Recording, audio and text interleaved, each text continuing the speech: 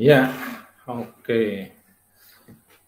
Baik, kita akan membahas tentang file IT. File IT, salah satu framework yang bisa kita gunakan untuk merancang teknologi informasi.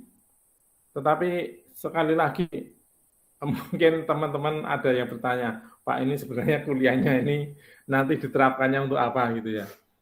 Saya jawabnya mendak dipakai. Jadi tidak dipakai. Mengapa kok nggak dipakai, Pak? Mengapa tidak dipakai diajarkan? Karena justru kelemahan dari kita selama ini dalam mengelola teknologi informasi adalah karena tidak mampu merancang. Banyak peristiwa-peristiwa pengembangan aplikasi itu muncul karena kebutuhan yang mendesak. Nah, kalau sudah kebutuhannya mendesak ini tidak ada plan-nya. Yang ada adalah yang penting ada programnya. Itu ada di banyak tempat. Ya, ada di banyak tempat. Kalau di Indonesia, maksud sih tidak ada yang menerapkan tata kelola yang baik. Ada, memang ada, banyak juga. Tetapi cirinya adalah perusahaan-perusahaan yang besar, yang sudah boleh dikatakan mempunyai ketergantungan kuat terhadap teknologi ini. Kalau perusahaan baru, ya perusahaan yang memang mengandalkan teknologi. Itu mau tidak mau pasti akan membuat suatu perencanaan karena tentang keuntungan dan kerugiannya dilihat atau ditentukan oleh teknologi. Oleh sebab itu tata kelola ini pasti diterapkan. Di perusahaan yang sudah mapan dari awal, sekarang sudah masuk ke dalam era yang digital ini, ya mau tidak mau mereka akan merancang tata kelola yang baru. Itu biasanya ada. Tetapi kalau perusahaan-perusahaan yang khususnya tidak capital oriented mungkin ya saya katakan gitu ya, itu enggak terlalu. Contoh capital orient yang tidak capital oriented apa ya, dunia pendidikan misalkan. Di dunia pendidikan, dunia kesehatan itu kan bukan tidak mengandalkan teknologi penuh ya. Seperti pendidikan misalkan. Dunia pendidikan, kapan sih kita melakukan kuliah secara daring? Mayoritas sekolah di Indonesia atau kampus di Indonesia sekalipun itu baru mengadakan pendidikan daring online ya sejak pandemi itu, ya kan? Nah, padahal di negara yang lain itu sudah lebih dari bahkan 20 tahun yang lalu itu mengadakan kegiatan sekolah bahkan ya. Jadi seperti di Singapura itu anak SD, SMP aja sudah biasa daring sejak dulu. Nah, mengapa daring? Nah, apa tidak ada kegiatan tatap muka? Tetap ada kegiatan tatap muka. Tetapi daring itu sudah tetap digunakan. Nah, dengan demikian maka kita bisa tahu bahwa walau itu masa studinya, waktu belajarnya banyak dong. Ya banyak, ya kan? Tidak hanya di sekolah saja, tapi di rumah pun guru tetap bisa mengakses. Itu perbedaan kita dengan negara yang pendidikan lebih maju. Nah, di kita memang tidak semua. Ada saya lihat satu dua kampus yang sudah mengadakan pendidikan atau pembelajaran secara daring sejak 10-an tahun yang lalu. Tetapi mayoritas itu baru karena pandemi. Nah, itu yang saya katakan tadi. Berarti kan teknologi sebenarnya belum penting dalam kelompok seperti ini ya. Kemudian di dunia di pendidikan misalkan sampai setingkat kementerian pun karena saya juga kenal pengelola-pengelola di kementerian sama ya. Semuanya akan membangun itu ya dadakan, yang penting ada dulu, ada dulu, ada dulu. Nah, kalau yang penting ada dulu, programnya jalan, nah itu berarti tidak ada perencanaan. Nanti kalau ada yang rusak ya perbaiki terus, nah itu nanti akan blunder. Jatuhnya akan maintenance terus. Ya, pengembangannya tidak akan banyak. Itu tentang manfaat dari tata kelola ini. Nah, bagaimana dengan perusahaan-perusahaan yang memang menggunakan teknologi secara ketat seperti misalkan Grab, seperti Gojek. Nah, ini mempunyai tata kelola, pasti punya tata kelola. Mengapa punya tata kelola? Karena bisnis dia hanya bisa berjalan karena teknologi ini. Ya, nah bicara tentang perencanaan teknologi informasi dengan menggunakan framework, file IT adalah buatan dari COBIT sebenarnya, Aisaka ya, buatan dari Aisaka yang memproduksi COBIT. Framework COBIT dinilai sebagai framework yang cukup populer.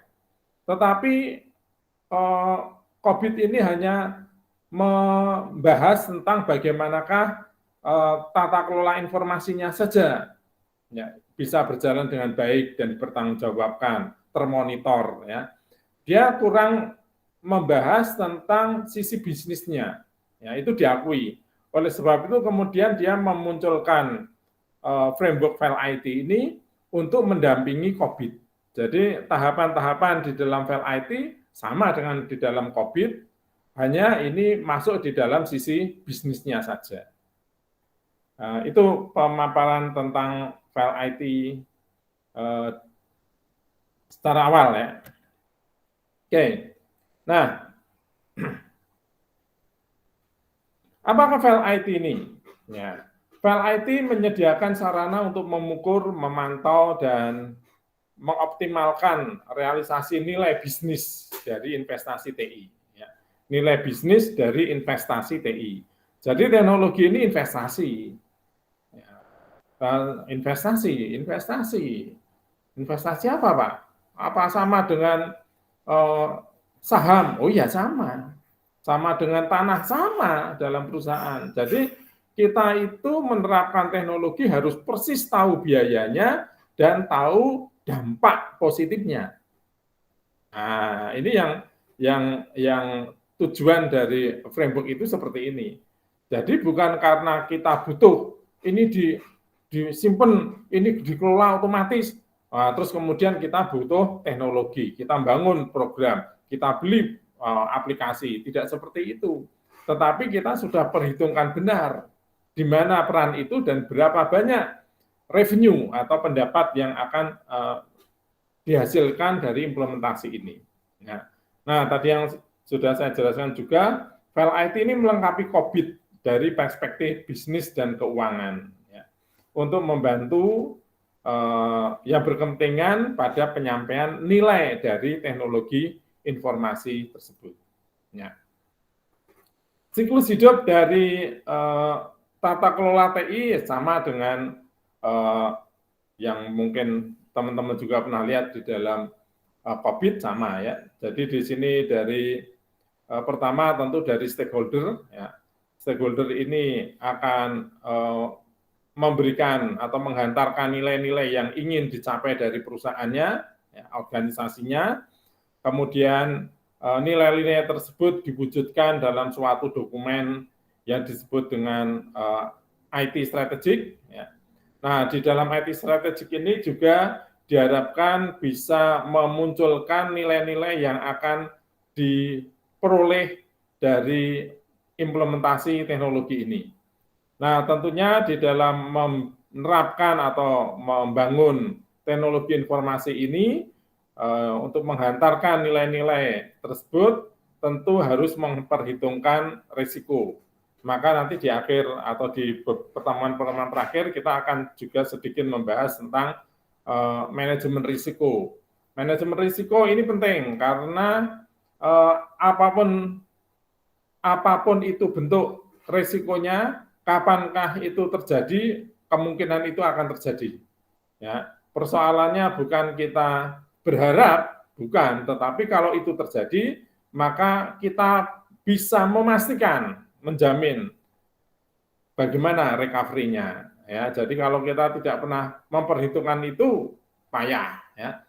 Contoh seperti di Indonesia, kita saat ini mengalami pandemi. Apakah pandemi ini sudah ada di dalam risiko? Sepertinya belum. Ya, Indonesia masih lemah dalam hal ini. Saat ini Indonesia masih fokus kepada bencana alam. Ya, bencana alam itu mempunyai biaya yang cukup banyak untuk memantau ada BNPB itu, tapi fokusnya adalah kebencanaan alam. Sedangkan virus ini, pandemi ini sepertinya belum siap. Itulah akibatnya Indonesia memang Indonesia ini ya pontang-panting lah. Pemerintah ini pontang-panting. Bagaimana harus ternyata mengetahui penelitinya juga tidak siap, ya, peneliti Indonesia tentang virus tidak siap, kemudian tenaga medisnya, rumah prasaranya kita tidak siap, ya kan? Bagaimana kita men-tracing tidak siap juga teknologi maupun biayanya. Nah, sehingga ini terkesan Indonesia menjadi lama. Sedangkan kalau negara-negara maju mungkin sudah, ya, negara-negara yang sudah kaya barangkali ini sudah menyiapkan itu. Jadi contoh seperti Amerika misalkan, Amerika ini bahkan kalau saya pernah lihat di dalam sebuah film di Discovery itu, Amerika itu sudah siap untuk keruntuhan kutub utara. Wah, jadi bisa saudara bayangkan, ya, yang belakangan ini muncul adalah ada satu petaka yang lebih hebat lagi daripada virus ini, yaitu adalah global warming, ya, pemanasan global. Nah, ini sudah terjadi dan mereka tahu bagaimana kutub utara itu mencair semakin cepat. Nah, Amerika itu sudah siap bahwa suatu ketika akan ada satu pemanasan global, pemanasan cepat dan meruntuhkan bukit-bukit atau gunung-gunung es yang ada di kutub utara. Karena kalau itu runtuh, maka akan menimbulkan tsunami yang sangat hebat di Amerika. Dan Amerika sudah mengukur itu, mengukur bagaimanakah dampaknya, sehingga sebelum itu terjadi, Amerika sudah bisa mencatat korban. Korban itu sudah diperkirakan. Nah, yang hebat lagi, lalu mereka sudah membangun silo-silo atau tempat persembunyian bawah tanah untuk menyelamatkan warganya. Tetapi tidak semua, ya. Jadi tetap akan ada korbannya. Tapi ini sudah dihitung, ya, dan itu semua ada di bawah kendali Kementerian Pertahanan. Itu contohnya. Seseorang atau negara yang sudah memperhitungkan risiko. Ya tidak berharap, tapi kalau itu terjadi, maka Amerika itu sudah hitung-hitungan. Berapa orang yang saya selamatkan, berapa orang yang mati, kemudian nanti saya akan memulihkan ini berapa lama. Nah, itu yang disebut risiko manajemen itu risiko, ya, menata risiko. Nah, dengan mempertimbangkan risk management, kemudian kita menetapkan metrik-metrik untuk mengukur kinerja. Ya, jadi semuanya itu harus terukur. Yang namanya untung itu seperti apa, berapa nilainya, ya harus dikalkulasi. Kemudian kalau kita bicara kesuksesannya itu seperti apa, angkanya berapa, ya, itu adalah kinerja yang harus diukur. Nah, dengan demikian maka ini akan menjadi satu buah siklus, ya, akan menjadi satu siklus. Kalau suatu ketika kinerjanya harus ditingkatkan, maka kita akan kembali lagi ke strategi IT lagi, ya. Itu siklusnya seperti ini. Tujuan dari file IT adalah untuk membantu manajemen memastikan bahwa organisasi mewujudkan nilai yang optimal dari investasi TI, yang mendukung bisnis dengan biaya terjangkau dan tingkat risiko yang diketahui dan diterima. Nah, ini semuanya ada risiko, maka risiko itu diketahui dan diterima. Jadi kalau zero risk itu tidak mungkin, ya. Zero risk itu tidak mungkin, pasti ada risiko. Nah, yang penting risiko ini harus diterima. Karena kalau dia menerima risiko, maka dia akan menerima juga bagaimana recovery-nya. Kan gitu, ya. Jadi mungkin ini yang agak sulit bagi kita. Tapi nggak apa-apa, guna kuliah ini adalah ke arah itu. Ya. Area fokus dari File IT adalah di keputusan investasi dan realisasi manfaat. Keputusan investasi ini diwakili dengan pertanyaan, apakah kita melakukan hal yang benar, sedangkan realisasi manfaat diwakili dengan pertanyaan, apakah kita mendapatkan manfaat. Nah, ini File IT ini dibangun untuk mendampingi COVID, yang sementara ini COVID berfokus ya pada eksekusi dari teknologi tersebut. Ya. Oke, kita lihat semakin dalam lagi. Kita bicara tentang bagaimana merealisasikan keuntungan secara global. Merealisasikan keuntungan itu ada banyak cara. Yang pertama, meningkatkan pemahaman dan transparansi biaya, risiko, dan manfaat. Transparansi biaya, risiko, dan manfaat. Kalau pemerintah itu di awal-awal selalu mengedepankan ingin transaksi yang digital, ya, itu sebenarnya untuk mencapai transparansi biaya. Karena kita tahu ya di Indonesia itu paling seneng kan pat-pat gelipat gitu ya. Pat-pat gelipat itu iya ya bahasa yang lainnya. Papat gulita itu ya pokoknya nggak ngerti jeluntrungannya, yang penting contoh ya misalkan banyak orang yang nggak ngerti sebenarnya dia itu bisnis apa, pekerjaannya apa, tapi kok kaya. Nah ini orang ini apa ya kerjanya? Nah kemudian dari kekayaan ini muncul pertanyaan sebenarnya orang ini bayar pajak atau tidak, ya.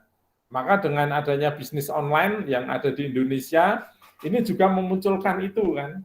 Banyak orang itu di rumah saja tapi kok kayaknya hidupnya nyaman. Nah, dia kerja apa? Ngingu tuyul, apa ngingu babi ngepet kan gitu kan. Nah, ternyata dia adalah mengelola situs online, toko online. Kita nggak pernah tahu. Nah, pertanyaan berikutnya, apakah toko online itu sekarang bayar pajak atau tidak? Di Indonesia belum. Di Indonesia itu banyak yang belum. Ya, maka Menteri Keuangan akan memulai itu, Padahal di Indonesia mulai banyak, ya terlambat memang, tapi ya nggak apa-apa. Ya, itu transparansi, ya kita tahu kalau melalui digital itu transparan karena jejaknya selalu ada. Nah, kemudian berikutnya adalah meningkatkan kemungkinan memilih investasi dengan potensi pengembalian tertinggi. Ya, makanya banyak orang terjebak kepada situs ternak uang. Saya baru diberitahu beberapa hari yang lalu di Telegram itu banyak komunitas situs, komunitas ternak uang. Waduh, apa itu ternak uang? Ternyata itu adalah permainan investasi modal 2 juta dalam waktu 3 hari akan mendapatkan 3 juta. Waduh, hebat banget itu ya. Bagaimana orang tidak tergiur ya, karena ini yang kedua ini ya, investasi dengan potensi pengembalian tertinggi, tapi kita tidak tahu ternyata cuma dibohongi aja. Yang ketiga, meningkatkan kemungkinan keberhasilan pelaksanaan investasi yang dipilih, sehingga menyadari pengembalian yang diharapkan. Nah, ini lebih moderat ya. Jadi kita tidak perlu tinggi, tetapi punya kepastian. Misalkan dengan deposito itu sudah ada kepastian itu. Asuransi sebenarnya ada kepastian, tapi sekarang di Indonesia ini memang unik. Asuransi pun ternyata hancur ya. Jadi kita banyak orang yang masuk ke asuransi kemarin-kemarin ternyata juga banyak asuransi yang pilot sehingga tidak dapat duit akhirnya. Wah, ini juga bahaya juga. Saya juga punya banyak asuransi ini, tapi asuransi asing sepertinya ya. Ya, semoga tidak bermasalah. Lalu bagaimanakah merealisasikan keuntungan yang lain adalah dengan mengurangi biaya. Ya, mengurangi biaya dengan tidak melakukan hal-hal yang seharusnya tidak mereka lakukan. Ya.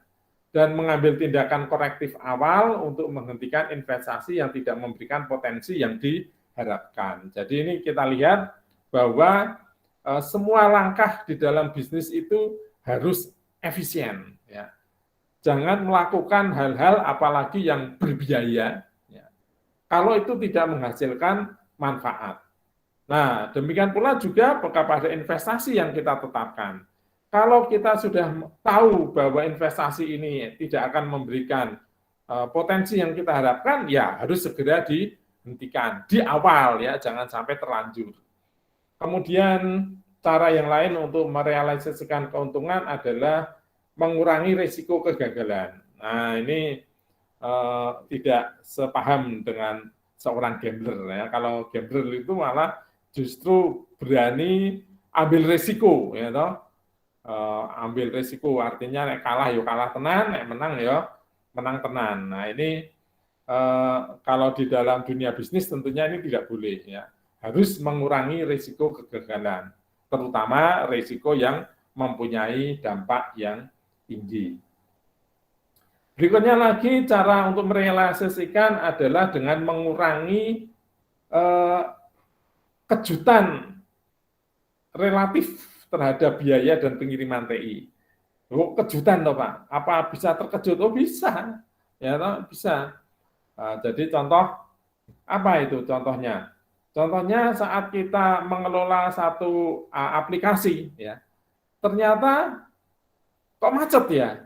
Oh, bandwidth-nya harus diperbesar. Wah, ya kan? Bandwidth-nya sekarang tidak cukup. Terus apalagi memori penyimpanannya. Wow, ya. Jadi ternyata mengelola teknologi itu akan selalu muncul biaya-biaya yang tidak terduga memang iya, maka itu yang disebut dengan kejutan itu, ya.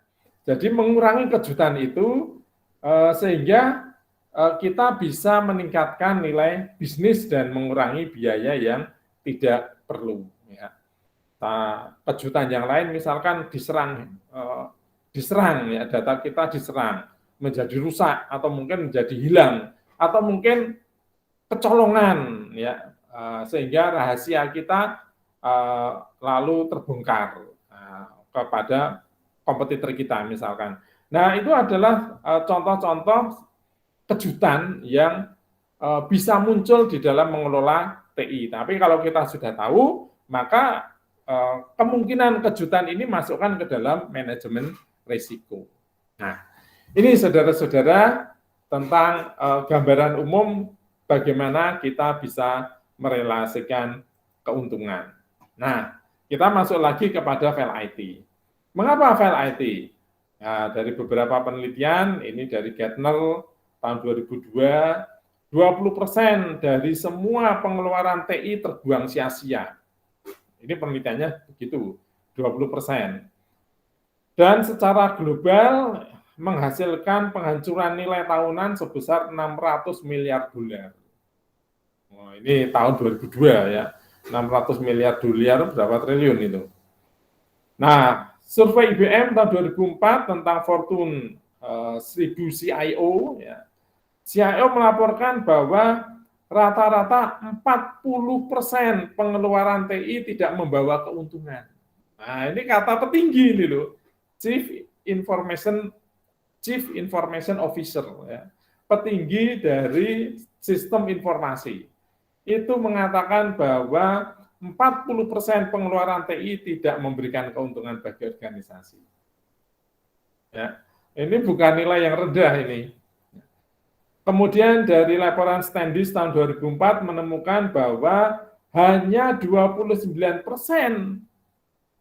proyek TI yang berhasil. Hanya 29%. Yang lainnya itu tidak berjalan, ya, atau discontinue, ya, atau gagal. Jadi hanya 20%, 29% yang jalan, bayangkan. Ya. Nah, kesimpulan dari sini adalah bahwa investasi bisnis yang mendukung TI dapat membawa manfaat besar dengan tata kelola dan proses manajemen yang tepat, serta komitmen dan keterlibatan penuh dari semua pemangku atau yang terlibat. Ya. Jadi ya fakta-fakta di atas memang cukup mengerikan, tetapi kalau ini disadari oleh semua pihak, maka semua pihak bisa ikut menjaganya. Ya, ini adalah kerangka dari file IT. Ya. Di sini ada 4 domain. Yang pertama adalah tentang pertanyaan strategis itu tadi. Apakah kita bekerja dengan baik? Are we doing the right things? Melakukan hal yang benar. Nah, ini kaitannya adalah dengan hal-hal yang strategis, ya, yaitu investasi apakah sesuai dengan visi, apakah konsisten dengan prinsip bisnis, apakah berkontribusi pada tujuan strategi, apakah memberikan nilai optimal. Nah, kemudian apakah kita bisa mendapatkan keuntungan? Nah, ini berarti yang berhubungan dengan pertanyaan tentang nilai. Maka pertanyaan adalah apakah kita perlu pemahaman yang jelas dan bersama tentang manfaat yang diharapkan. Ya. Jadi pemahaman yang jelas serta memunculkan semangat kebersamaan ini penting. Akuntabilitas yang jelas untuk mewujudkan manfaat. Akuntabilitas yang jelas untuk mewujudkan manfaat. Kemudian metrik pengukuran yang relevan dan proses realisasi manfaat yang efektif. Lalu pertanyaan untuk pengiriman nilai, ya delivery, maka pertanyaannya adalah penyampaian manajemen yang efektif dan efisien, disiplin, ya. Komponen dan sumber daya teknis dan bisnis yang tersedia, apakah memberikan kemampuan yang dibutuhkan, perubahan organisasi yang diperlukan untuk memanfaatkan kemampuan. Nah, kemudian yang keempat adalah yang berhubungan dengan arsitektur TI itu sendiri. Ya, apakah sejalan dengan arsitektur yang ada, yang direncanakan, apakah konsisten dengan prinsip-prinsip arsitektur, apakah berkontribusi pada populasi arsitektur, dan apakah sejalan dengan inisiatif yang lain. Ini adalah kerangka kerja dan mungkin pertanyaan-pertanyaan reflektif yang bisa digunakan untuk mengelola keempat tahapan tadi, yaitu strategis, nilai, pengiriman, dan arsitektur. Nah, dari pimpinan, maka ada persepsi, meskipun tadi di CIO sudah, ini lebih detail lagi, yaitu CIO pimpinan perusahaan itu mempunyai pandangan tersendiri terhadap investasi teknologi informasi, yaitu pengembalian yang rendah yang dirasakan dari investasi TI yang berbiaya tinggi. Ya, dan pandangan yang tidak memadai tentang kinerja TI. Ya, jadi bisa saudara rasakan ini bahwa TI ini biayanya tinggi, tapi efeknya itu rendah, ya toh. Banyak hal yang tidak atau belum bisa dilakukan. Nah, ini pandangan dari pimpinan. Lebih dari 30% mengklaim pengembalian negatif dari TI, ya. Jadi yang menargetkan keuntungan efisiensi. Jadi 30% itu tidak tercapai.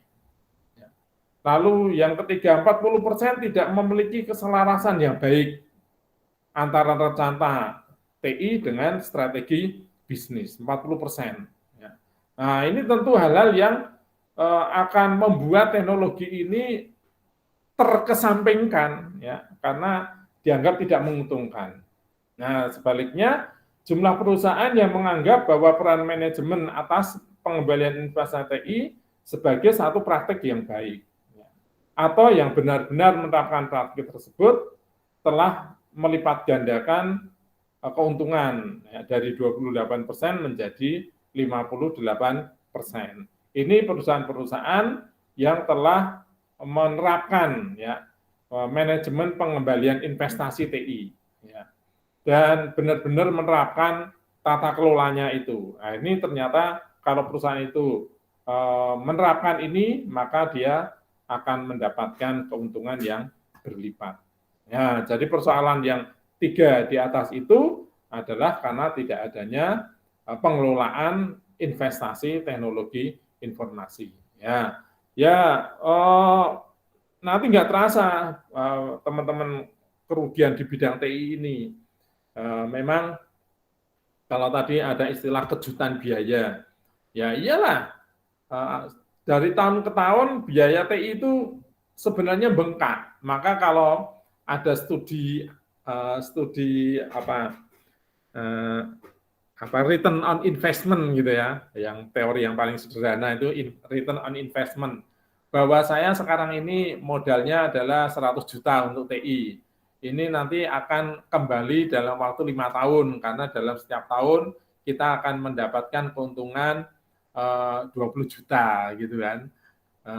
Yang benar aja, kalau saya selalu begitu dalam hati, yang benar aja. Mengapa? Karena operasionalnya setiap tahun itu sebenarnya tambah. Dan apakah mungkin selama 3 tahun itu kita tidak melakukan perombakan di dalam teknologi kita? Enggak mungkin. Pasti akan melakukan perombakan. Nah, kalau kita melakukan perombakan maintenance itu sudah biaya tambahan sendiri.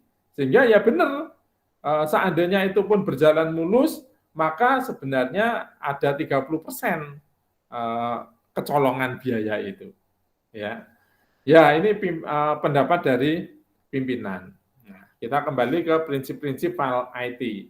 Kalau tadi kita sudah bicara 4 hal tentang strategis, nilai, dan arsitektur serta pengiriman, maka prinsip-prinsip dari file IT ini adalah investasi berbasis TI akan dikelola sebagai portofolio investasi. Nah, kalau kita bicara portofolio investasi, berarti satu-satunya hal adalah kita bicara tentang keuntungan.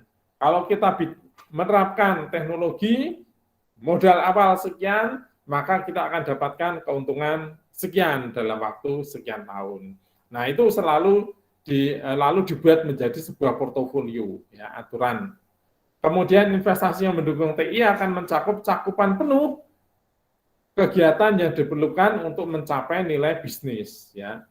Jadi investasi yang mendukung TI ini bukan hanya bagian saja, ya, tetapi merupakan keseluruhan dari upaya untuk mencapai nilai bisnis. Jadi tidak lagi dipandang sebagai sebuah alat bantu, ya, tapi memang alat utama.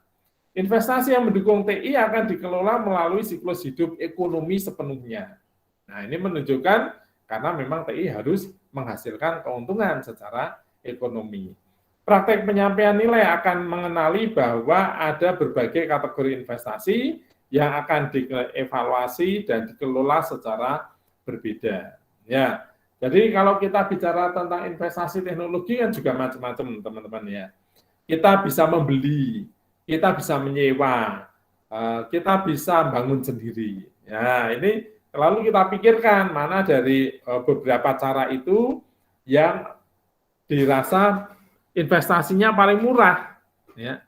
Maka di dunia teknologi pun sebagai penyelenggara sekarang mulai banyak dibuka cloud-cloud, ya, sistem cloud-cloud, portal-portal untuk menerima atau mengolah sistem satu perusahaan. Nah, keuntungan dari pengelolaan ini adalah terbentuknya jaringan dari perusahaan yang sama. Ya, contohnya misalkan apa itu Bank Perkreditan Rakyat, ya, BPR. BPR itu kan apa ya, bank kecil gitu ya. Kalau dia disuruh investasi teknologi ya berat. Investasi teknologinya itu sendiri mahal, nanti operatornya dan juga harus dibayar mahal juga. Orang-orang yang mempunyai kemampuan TI itu bayarannya lebih tinggi daripada orang-orang yang tidak mempunyai kemampuan TI. Nah, maka implementasi dari teknologi informasi di BPR ya rawan lah, kemungkinan nggak untung.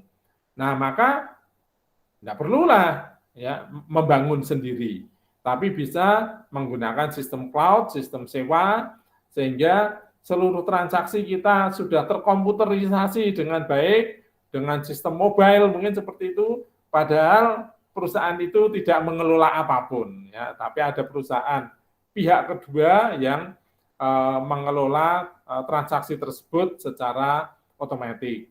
Nah, karena perusahaan tersebut juga mengelola BPR yang lain, ya, maka data dari BPR itu bisa saling dipertukarkan, ya, tentunya data-data yang mungkin dipertukarkan dan menguntungkan. Contohnya apa? Contohnya adalah kinerja dari calon kreditur misalkan. Ada orang yang mau pinjam di satu BPR, nah kita bisa melongok apakah orang ini pernah meminjam di BPR yang lain, bagaimana kinerjanya. Nah, itu kalau kita terhubung dalam satu jaringan, maka kita akan mudah untuk membuat satu apa itu yang namanya evaluasi gitu ya, penyelidikan terhadap calon kreditur kita, ya. Dan penyelidikan seperti itu memakan biaya. Maka kalau kita bisa dapatkan informasi dari jejaring itu, tentu itu akan mengurangi biaya ya. Oke, biaya survei istilahnya. Oke, praktek penyampaian nilai akan menentukan dan memantau metrik utama dan akan merespon dengan cepat setiap perubahan atau penyimpangan. Ya. Jadi semua nilai-nilai yang kita sudah tetapkan kinerjanya itu sudah ditulis di dalam satu metrik. Dan kalau ada satu perubahan yang tidak relevan tentunya, maka itu bisa kita ubah lagi. Contoh, misalkan dalam hal sekarang pandemi ini kan banyak membuat satu perubahan ya teman-teman ya. Satu bisnis yang moncer sekarang menjadi ambruk, demikian pula bisnis yang dulu tidak populer sekarang menjadi begitu populer ya. Seperti apotek, toko obat itu kan dulu kan sepi-sepi aja.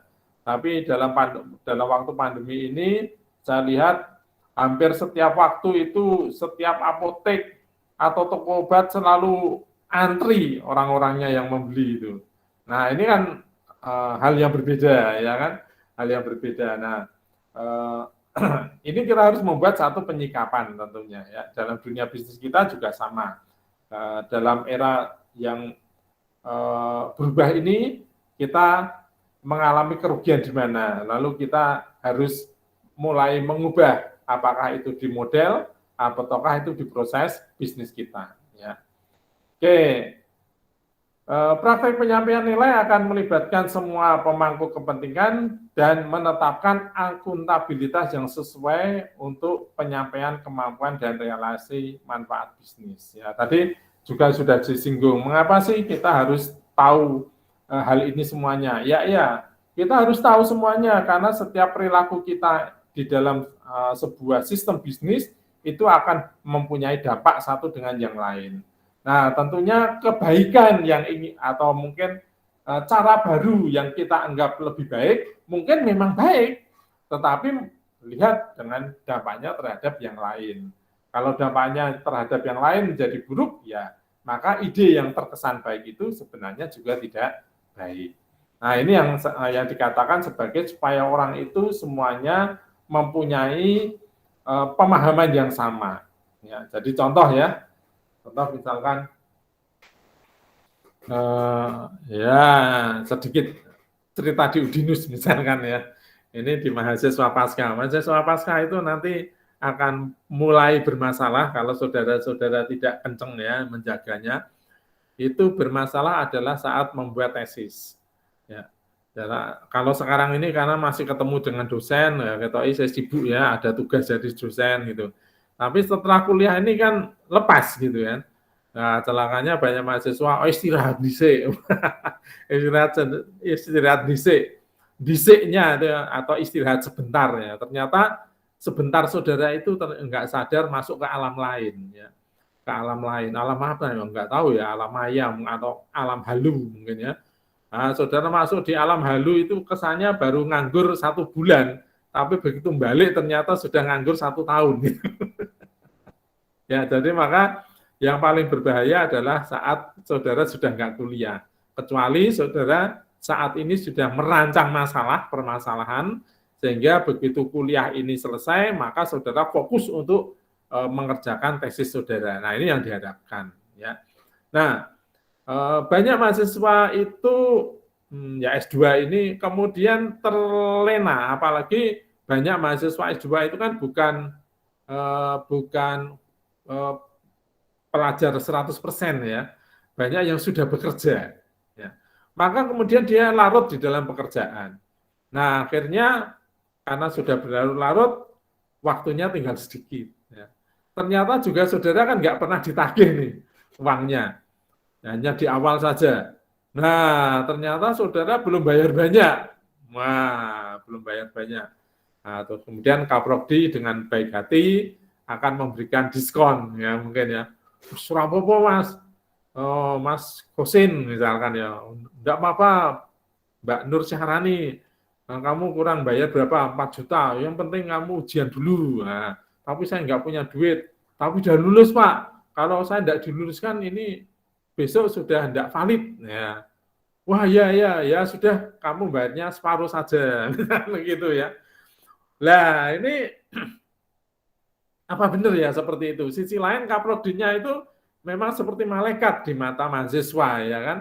Tapi di mata Udinus mungkin lah aku bayari Pak Himawan wingi-wingi kae sing ganti sapa?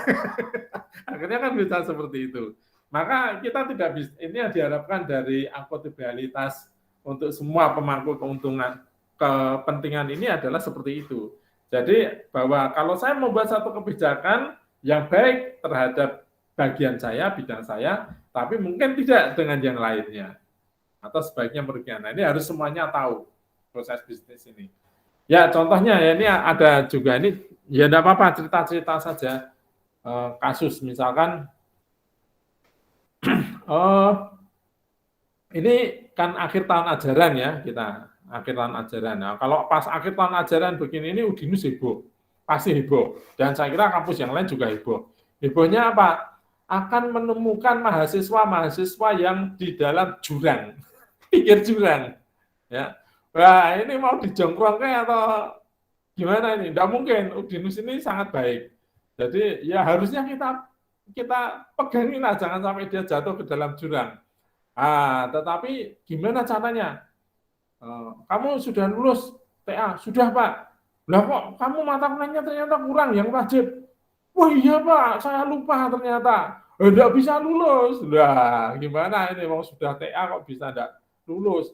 Nah terus akhirnya beberapa prodi, waduh kamu harus ngulang lagi semester depan. Tapi ya lucu sudah ujian kok ngulang ya kan?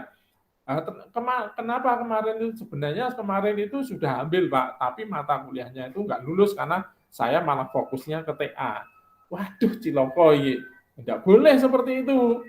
Nah, terus piye? Nah, terus akhirnya pengen nembak, ya toh. Gimana kalau mahasiswa ini apa masukkan ke semester depan, semester antara, ya toh. Tapi nilainya sekarang dikeluarkan dulu. Loh ini piye ini?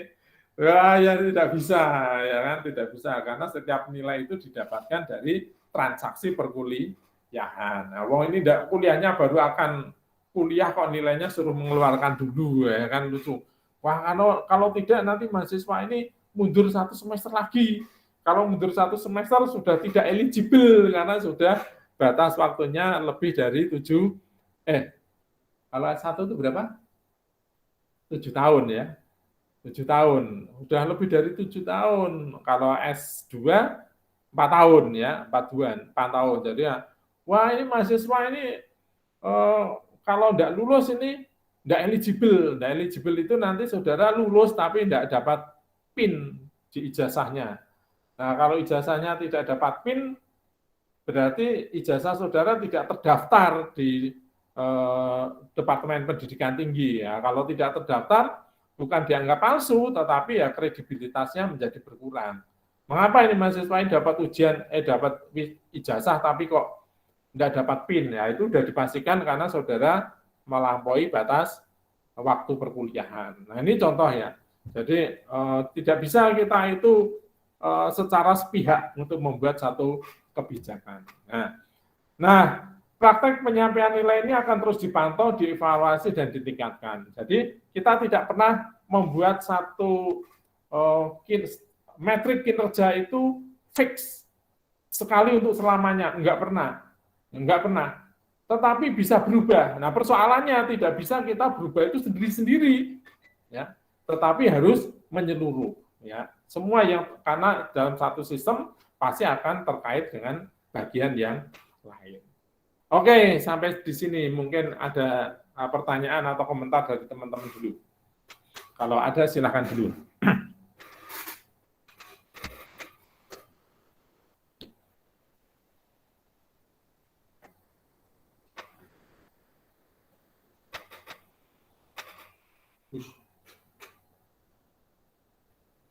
Tidak ada? Oke, kalau tidak ada, saya lanjutkan lagi. 3 proses di dalam file IT, yaitu adalah tata kelola nilai, manajemen portofolio, dan manajemen investasi. Ya, jadi yang pertama tadi adalah nilai, kemudian nilai ini nanti TI ini akan dianggap suatu investasi, maka ada manajemen investasi, dan investasi ini akan dibuatkan dalam satu bentuk portofolio. Maka kita perlu mengelola portofolio itu. Nah, tujuan dari tata kelola nilai adalah mengoptimalkan nilai dari organisasi yang mendukung investasi TI dengan cara menetapkan kerangka tata kelola, pemantauan, dan pengendalian. Yang kedua, memberikan arahan strategis untuk investasi. Dan yang ketiga adalah menentukan karakteristik portofolio dari investasi tersebut.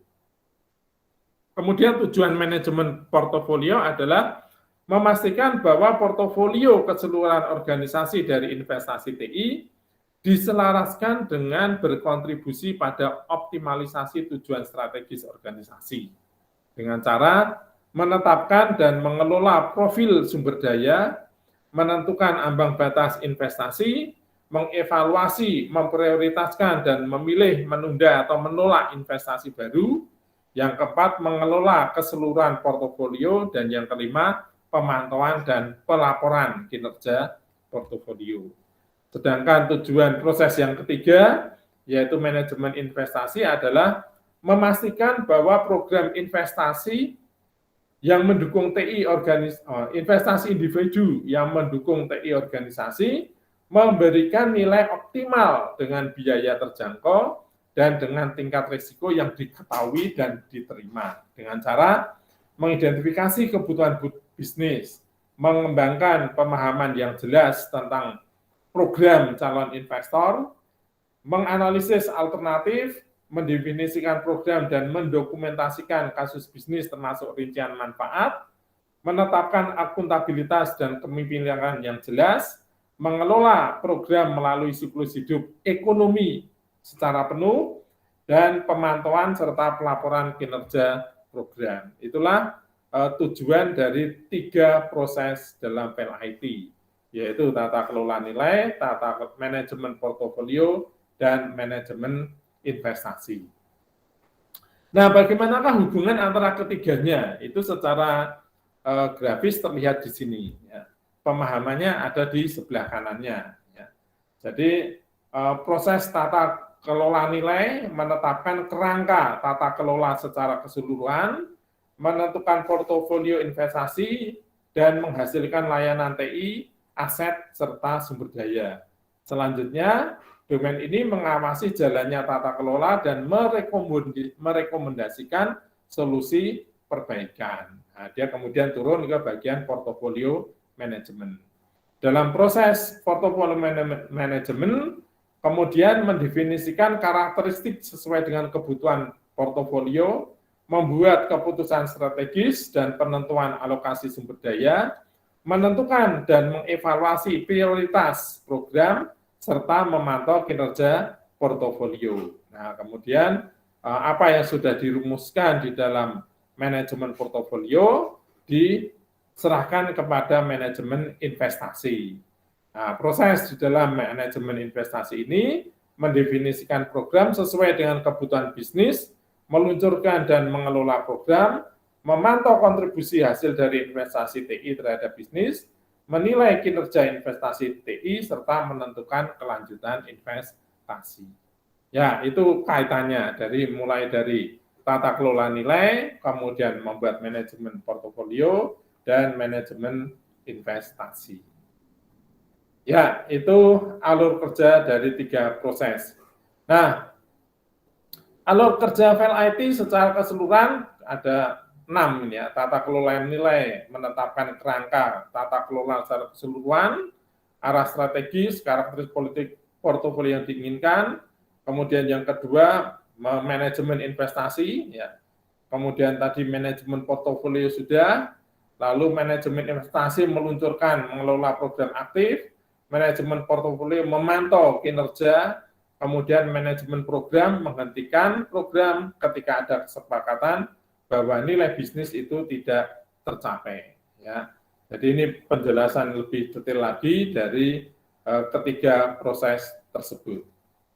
Nah, kalau satu perusahaan ini sudah atau organisasi ini sudah menerapkan tata nilai yang baik, ya, maka biasanya karakteristik organisasi ini mempunyai karakteristik seperti ini. Program dipilih tidak hanya berdasarkan keinginan mereka, tetapi untuk kemampuan organisasi. Ya. Yang kedua, memiliki metodologi. Ya. Kemudian kasus bisnis yang kuat dan realistis yang digunakan. Dan jika mungkin menyertakan manfaat bagi semua pemangku kepentingan. Ya, yang keempat, manfaat dikelola selama seluruh siklus hidup investasi melalui praktek dan proses yang diterapkan secara konsisten dan seterusnya.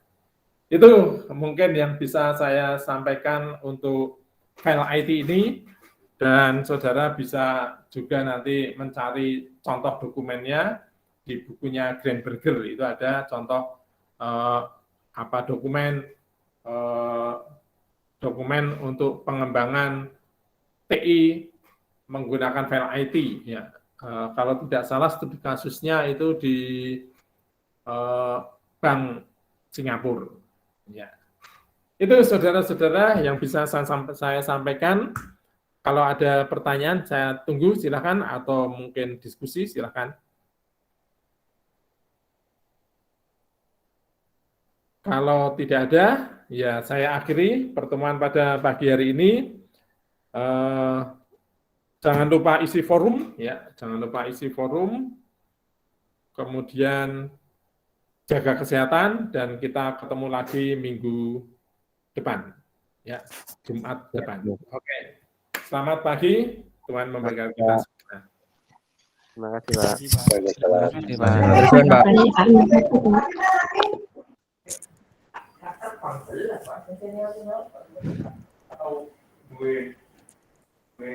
Pak.